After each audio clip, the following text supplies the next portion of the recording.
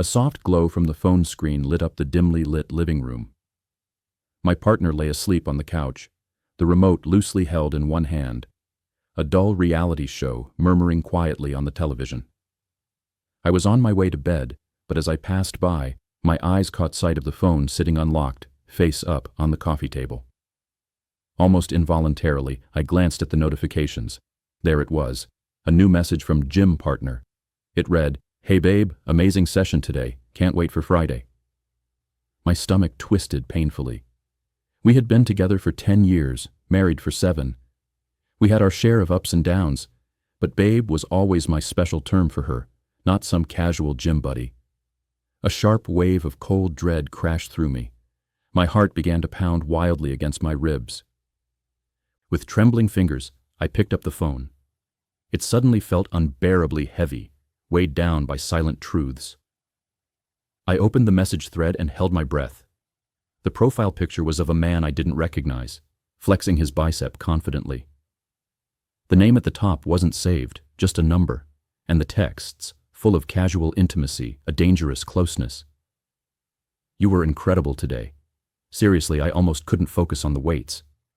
"Huh, you're just saying that, but thanks." The emojis, the playful tone, it hit me like a gut punch.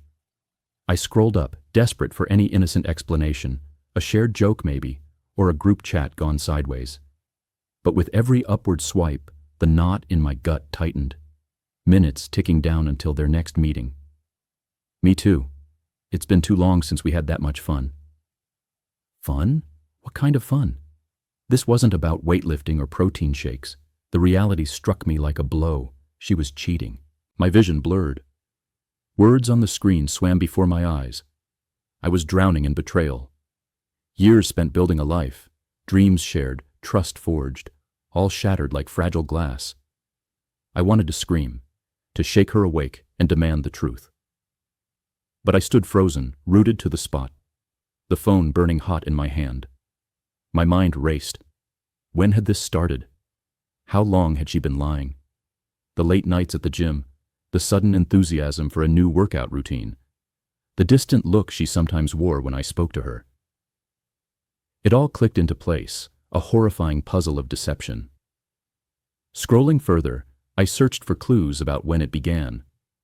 Months of messages, pictures intimate but not explicit. A selfie in a new sports bra, a coy wink. His reply, fire emojis, then a photo of a restaurant menu, a date. Not with me. My blood ran ice cold. This wasn't a one-time mistake. It was an ongoing affair. My head spun. I wanted to vomit. Rage flared, a blazing fire inside me, quickly swallowed by a crushing wave of despair. The world I thought I knew was crumbling. I carefully placed the phone back on the coffee table, trying to make it look untouched, though my hands shook violently. I walked to the kitchen, poured a glass of water, and leaned heavily against the counter, struggling to steady my breath.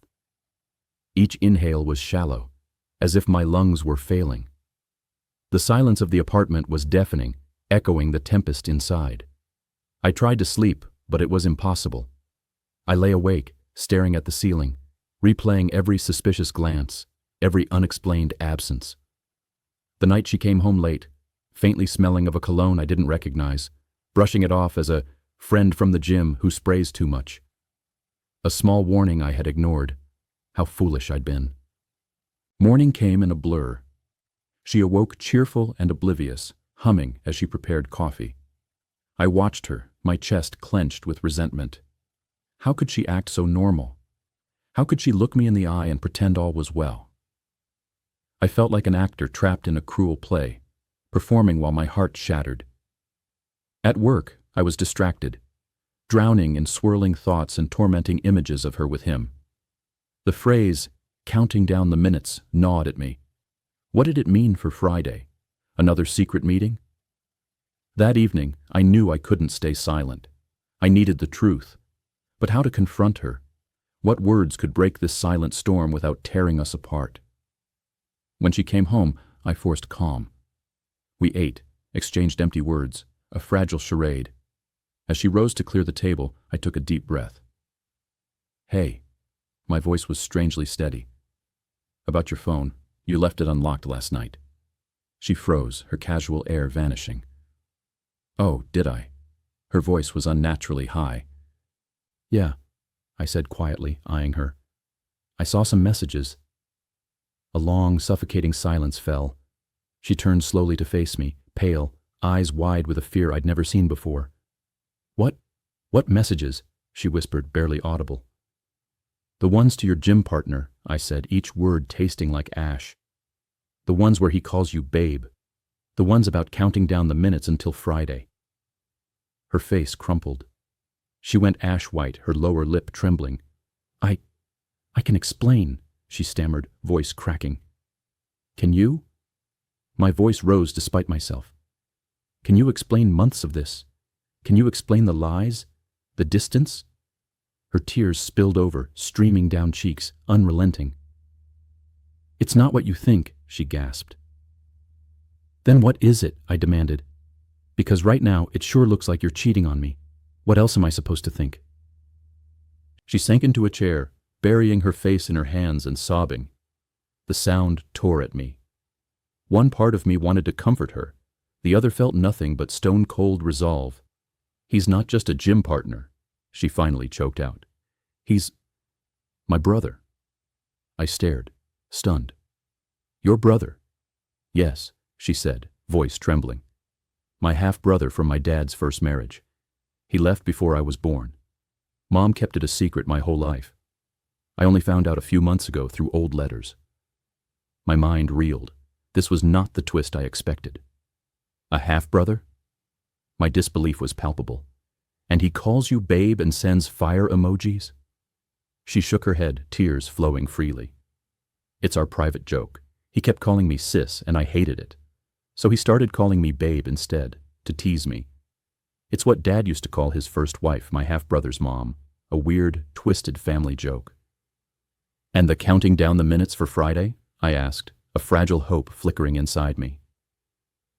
He's moving here permanently, she explained, dabbing her nose. He's staying with us for a few weeks until his apartment is ready. Friday's when his flight lands. We wanted to tell you together, his idea, a surprise. He even asked me not to add him as a named contact, just in case you saw the messages. The pieces started to fit, awkward but true. The secrecy, the strained expressions, the late nights at the gym, actually calls with a long-lost sibling. My anger faded, replaced by confusion, relief, and a sharp embarrassment. So, all this time, I thought you were cheating, but you were just reconnecting with your brother? The absurdity was almost laughable, even with the raw sting still there. She nodded, fresh tears coming.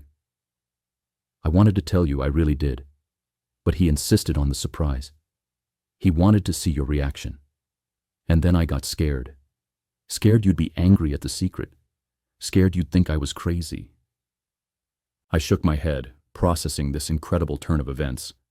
The woman I loved wasn't unfaithful. She was harboring a painful secret. And your brother? He's coming Friday?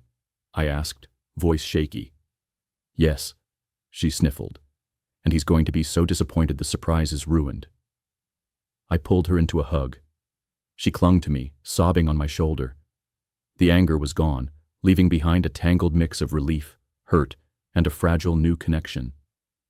We'll figure this out, I murmured, stroking her hair. We'll talk to him, talk about secrets, trust, all of it. The phone on the coffee table mocked me.